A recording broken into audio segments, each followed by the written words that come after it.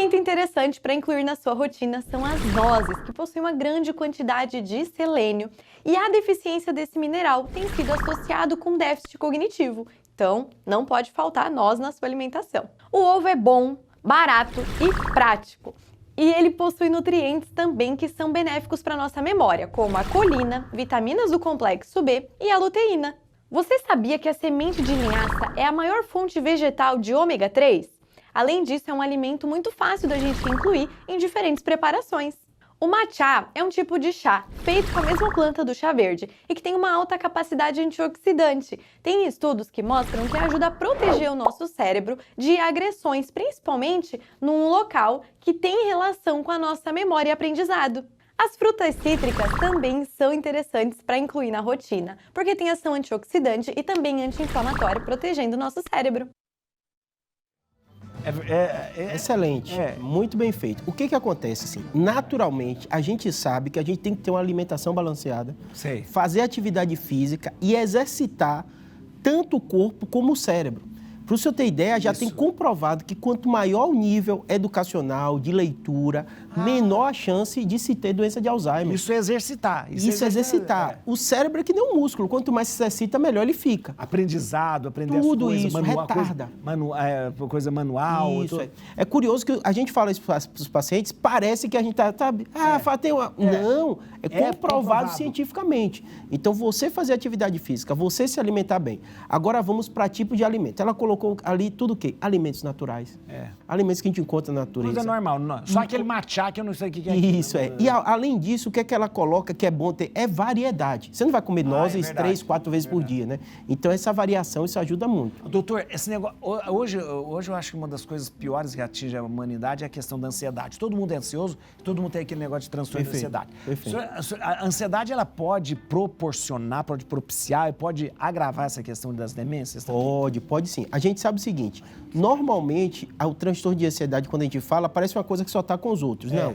No Brasil, quase 10% da população, nível altíssimo, nunca se viu na história, ainda mais pós-Covid. 10%? Né? A OMS colocou o Brasil como líder global em transtorno de ansiedade.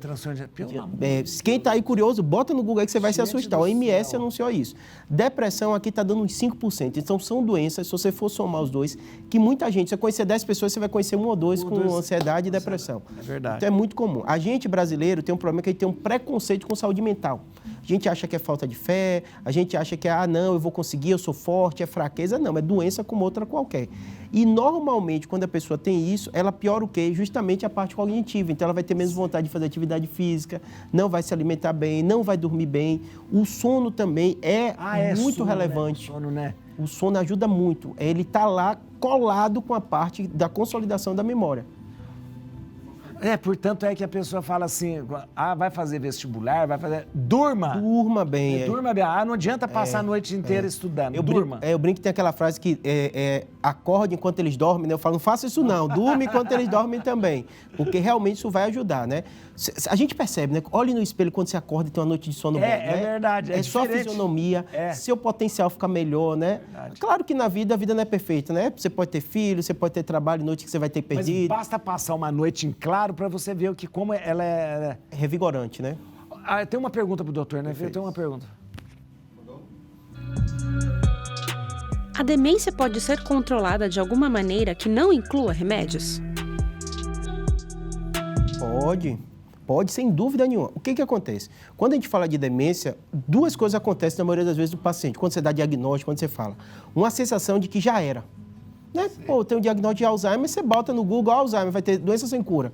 Bate uma sensação ruim, né? Mas a gente costuma dizer o seguinte, como qualquer outra doença, ela tem controle, melhora dos sintomas e não inclui só remédio. Para você ter ideia, a própria prática de atividade física que a gente acabou de falar, alimentação. Né? A fisioterapia, o quanto melhora. A fono, às vezes a pessoa tem uma dificuldade de linguagem e a fono cria estratégia para ele melhorar. Então você percebe que é uma coisa multidisciplinar. Não é só o médico que vai tratar e toda a equipe. Óbvio que tem a questão econômica, a gente sabe que não é fácil, né? É verdade. Mas se as pessoas entendem isso, elas sabem. Quando uma pessoa tem doença de Alzheimer, a música ajuda muito, que é uma das últimas habilidades a serem perdidas. Verdade, o senhor falou a última a ser perdida, né? Música. É impressionante. A música continua, né? A gente mostrou as irmãs Galvão lá, que morreu agora, a Marilene, né? ela foi perdendo tudo, mas a música não perdeu. A afinação, a segunda voz, aquela coisa impressionante. Perfeito. Tem uma teoria que o pessoal fala que é justamente a música, ela usa várias habilidades da gente, como um todo, né? Sim. Tem a dança, então tem o corpo, tem a questão da auditiva, tem a questão visual. Então, como ela usa várias partes, muito provavelmente essa seja um fator que faz a música ser uma das últimas habilidades a ser perdida. Não tá escrito. Certamente Maria não deve saber quem é. Por isso está longe de nós. Talvez durante o incêndio tenha levado uma pancada e ficou atordoada.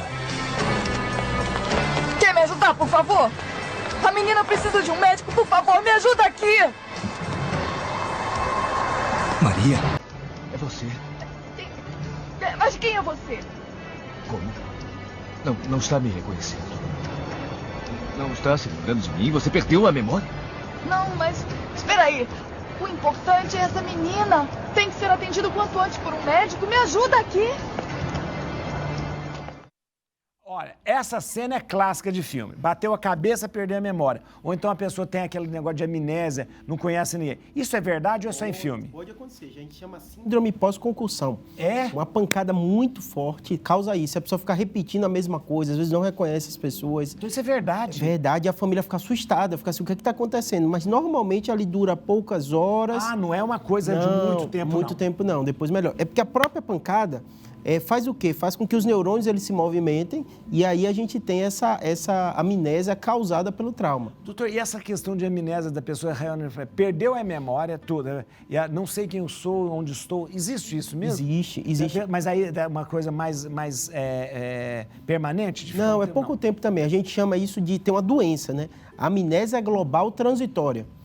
Amnésia global transitória. A gente não sabe explicar direito o que acontece. Não tem uma explicação? Não tem explicação. A gente tem que fazer vários testes, porque o diagnóstico de exclusão é isquemia.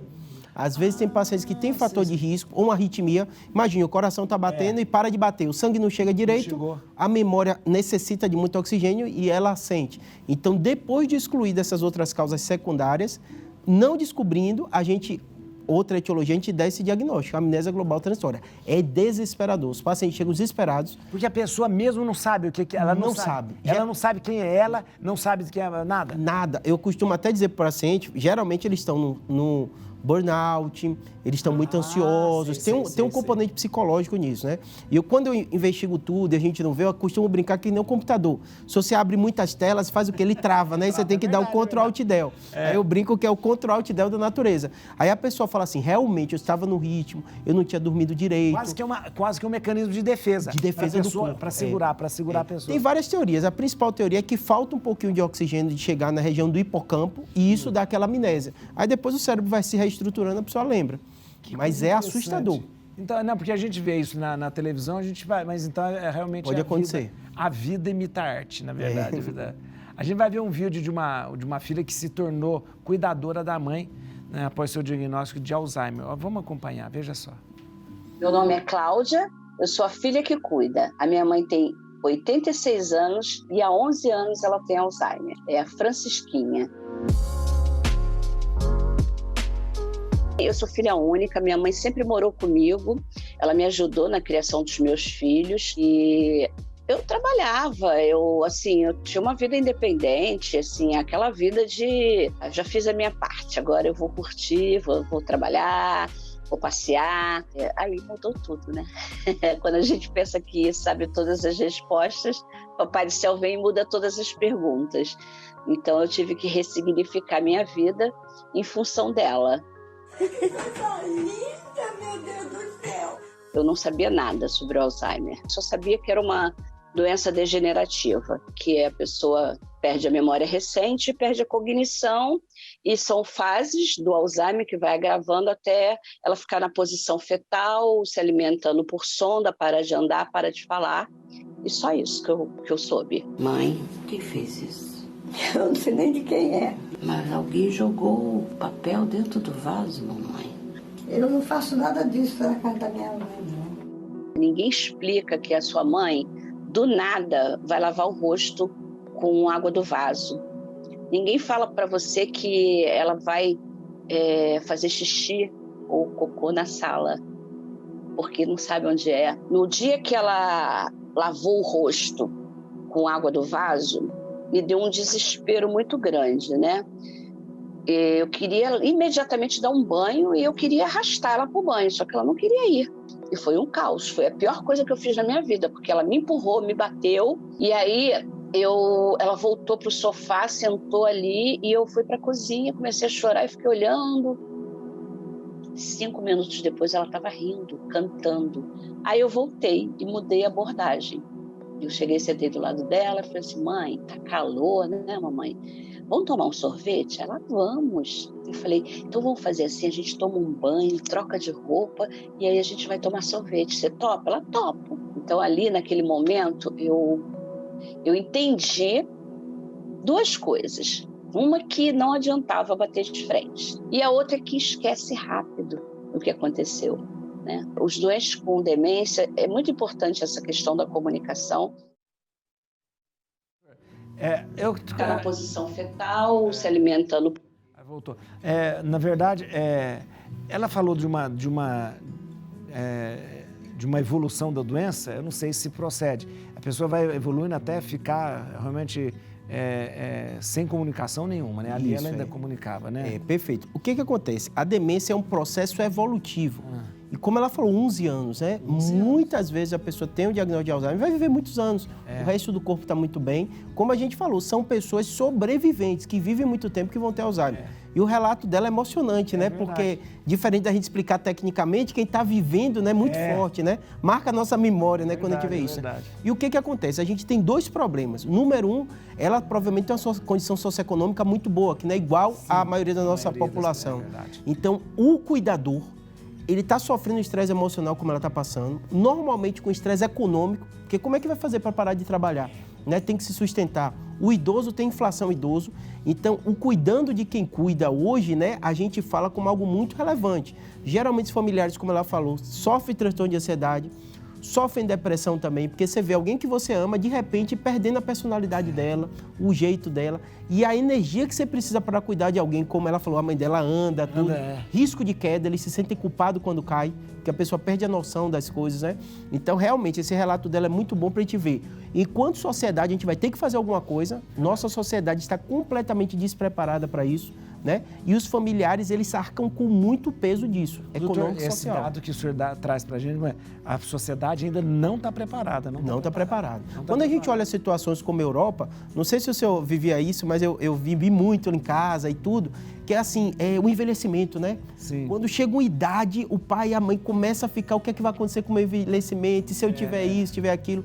Como o Brasil é um país, quando você compara com a Europa, relativamente jovem, que está envelhecendo rápido, a média de vida do brasileiro já está com 75, 80 anos, a gente vai passar por esse processo. Então, doutor, é interessante, eu conversei com o doutor aqui, a gente estava conversando antes de começar, e eu perguntei para ele, e ele falou, realmente, a pessoa que tem Alzheimer, ela não passa pelo sofrimento. Ela não sofre. Ela não está sofrendo. Porque tanto é que ela de repente, ela empurrou a filha, mas depois estava sorrindo e tal. Isso, Então, ela não sofre. Isso. Ela não sofre, né? Um dos maiores avanços da medicina, que a gente fala assim, é um termo clássico da medicina, o mais importante é você cuidar. E quando a gente fala cuidar, o principal fator que o ser humano mais tem medo, é curioso ter um termo de medicina que a gente fala de cuidados paliativos, é mais em oncologia. Sei. E o maior medo da pessoa não é nem morrer, o medo dela é sofrer. Sofrer. E hoje a medicina evoluiu muito em sofrimento, a gente tem remédio, tem uma série de coisas. Então o Alzheimer, você vai reduzir o sofrimento da pessoa, porque às vezes a pessoa fica com insônia, não está dormindo direito, Sei. O médico vai dar um remédio, às vezes está muito agitado. Às vezes tem a labilidade emocional, você dá um remédio e ajuda, mas o sofrimento, se a família fica mais tranquila quando ela entende, ela não está sofrendo. E aí que o senhor entra, que o senhor falou que é muito importante. Nós temos que ter um olhar também para quem cuida Com certeza. Para quem cuida da pessoa com certeza. Que essa sim passa pelo sofrimento. Para você ter ideia, isso é tão forte que a gente tem uma questão, imagine ela, né, que deve ter tido uma mãe maravilhosa que ajudou ela a cuidar e você quer dar o retorno, né? E o familiar se sente culpado no seguinte aspecto, fala assim, eu não quero dopar minha mãe, não quero medicar ela. Mas não é dopar, o médico vai analisar e às vezes precisa de um remédio para ajudar a dormir. Para dar né? conforto. Porque tem risco de queda, tem uma série de coisas e o médico vai analisar tudo isso. Nossa, mãe. Tem pergunta aqui do Rodolfo. Doutor, boa tarde. A gente tem até recebido nas nossas redes uma pergunta que fala que, geralmente, o Alzheimer tende a afetar mais a mulheres. Isso é verdade? E por que isso acontece? Isso é verdade, né? Primeiro aspecto é que a mulher vive mais. Eu costumo até brincar, é quase outra espécie, né? O tempo de vida que a mulher vive mais que o homem é 5 a 8 anos. Sendo que a gente fala muito de viúva e fala muito pouco de viúvo, muito né? de viúva, é Porque verdade. a mulher vive mais. E o maior fator de risco para o Alzheimer é a idade. Quanto mais você vive, maior a chance de você ter. Quanto mais tempo de vida, mais probabilidade. Maior chance. O gráfico é impressionante. Quando chega ali os 80 anos, você tem quase 20, 25% das pessoas que passam dessa idade com quadro demencial. Impressionante. Olha que coisa. Então, é uma das coisas, então, é o fato tempo de que vida. a mulher vive mais. Olha que interessante, porque essas informações são importantes para a gente ter, porque o pessoal que está assistindo a gente ou convive com alguém que tenha, ou convive com alguém da família, como diz. Uma pessoa você já viu, uma pessoa você tem como amigo, e é muito importante saber disso. E também para se cuidar. O doutor estava falando aqui, a gente falou assim, porque a gente sempre pergunta para o doutor, para o médico, a gente sempre um quadro de demência, um quadro de qualquer doença. Tem cura, doutor? Isso, tem controle. Quando o paciente me pergunta isso, ou quando tem um câncer metastático, ou tem alguma doença que a gente sabe que não tem uma medicação que zere aquela doença, ela vai conviver com isso. Eu falo assim, ó, a vida não tem cura. A gente está aqui, mas vai morrer. A gente está morrendo. Está morrendo, né? E o controle, o relógio biológico, a gente não sabe se é 80. Quando tem paciente com Alzheimer, fala a mesma coisa. A gente não sabe qual é a evolução. Então, tem pacientes, como ela mostrou ali da mãe dela, 11 anos, está bem. Fala, conversa, né? Você vê que ela se diverte. Ela, quem fez isso? Ela confabula, ela explica que não foi ela. Então, tem uma interação, Então, tem alguém com interação, a afetividade está preservada. Não é uma doença de Alzheimer que a gente imagina com uma pessoa com 11 anos de evolução. Então, o que eu digo para todo familiar é o seguinte, isso, na verdade, quem me ensinou foi um paciente, eu repito o tempo inteiro. Que ele falou assim, Júlio, quem fica muito no passado fica depressivo. Fala, quando minha mãe não tinha nada, quando ela não tinha, minha vida era maravilhosa. E quem fica muito no futuro fica ansioso. O que é que vai acontecer? Então, assim, quem tem um diagnóstico de Alzheimer tem que viver o presente com o seu familiar, cercar ele de cuidado, fazer uma logística familiar, socioeconômica, porque tem que pensar no dinheiro também, né? Vai ter que alimentar, vai ter que cuidar, é caro, o idoso é muito caro, né? E, além disso, ela tem que entender da doença. Porque quando você entende, você deixa de se culpar. Senão você fica achando, eu vou dar remédio para minha mãe, é preconceito, né? Mas às vezes vai precisar de remédio mesmo. Isso é interessante. E hoje eu estava... A pessoa tem que ter esperança que vai melhorar, esperança que vai... Hoje eu estava vendo uma pesquisa médica dizendo que os otimistas têm 35% maior chance de não desenvolver problema cardiovascular. Interessante. O otimismo é interessante, né? De saber levar as coisas de uma outra maneira. Né? Em todas as áreas da vida, né? Eu já vi até estudo de mercado financeiro que os otimistas vão melhor. Melhores, né? E em saúde eu costumo dizer o seguinte, se a gente entende, né? E o seu compadre lida com isso o tempo inteiro, né? Que a gente é ser biológico, a gente tranquiliza. Às vezes, quando está um familiar chorando porque alguém teve diagnóstico, eu falo assim, ó, você também vai ter o seu. Aí a pessoa chega e assusta, né? Porque a gente, intuitivamente, a gente acha que a gente é imortal. Eu não tenho doença nenhuma, estou cuidando do outro, mas um dia vai aparecer alguma coisa para mim, né? Aí quando você entende isso, você começa a entender a sua fragilidade, finitude, né? A finitude da vida e a necessidade de pensar em qualidade de vida. Aí tudo se ressignifica. Doutor, queria agradecer muito o senhor. Obrigado. É muito bom, olha, é ótimo o senhor vir aqui. Eu queria que você, gente, seguisse o doutor no Instagram. O Instagram do doutor é sucesso, o YouTube mais ainda. Mas no Instagram dele é @neurocirurgiabr. @neurocirurgiabr. E o YouTube é também Neurocirurgia.br. Gente, eu estou dizendo, é o maior canal de neurocirurgia do mundo. E o doutor tem toda a paciência, sabedoria, né, bondade, né, para estar explicando, para estar fazendo. Muito obrigado, Obrigado, doutor. Padre. Obrigado mesmo. A gente vai terminar agora o programa com um clipe que fala um pouco de como e quando a perda da memória de uma pessoa, né, acaba afetando e obrigando todos a ficarem dessa forma. Quero agradecer muito você. A partir dessa semana que vem, quem vai apresentar o Bendita Hora é o Padre Lúcio, tá certo? Muito obrigado você. Né? A partir depois eu volto, né? Por alguns dias, né, gente? Depois eu volto aqui. Dia 27 ou 28 eu volto aqui. Deus abençoe você. Uma boa tarde para você. Doutor, muito obrigado.